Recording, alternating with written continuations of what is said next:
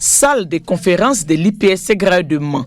Le ministre des Eaux et Forêts échange avec les directions régionales des Eaux et Forêts du Tonkpi, du Guémon, du Cavali, du Bafing et le centre de gestion de la Eaux et Forêts de Mans.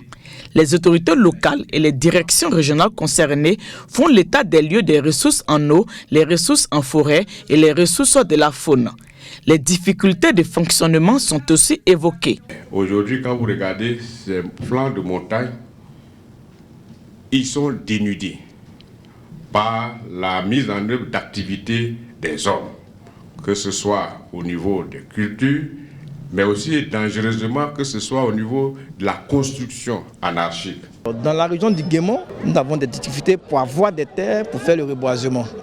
Mais on sensibilise la population, on les sensibilise à l'effet de céder des terres pour qu'on puisse reboiser. Nous sommes exposés aux feux de brousse, c'est régulier.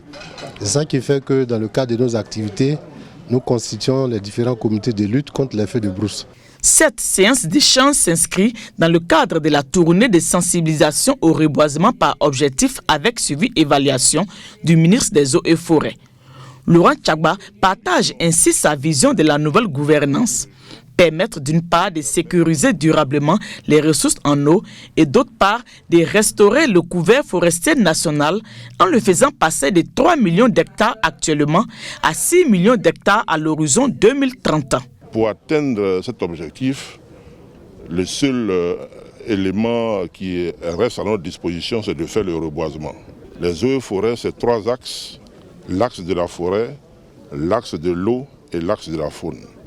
Et dorénavant, ils doivent travailler dans ce sens et faire en sorte que cette nouvelle gouvernance puisse porter ses fruits et que le défi soit relevé en 2030.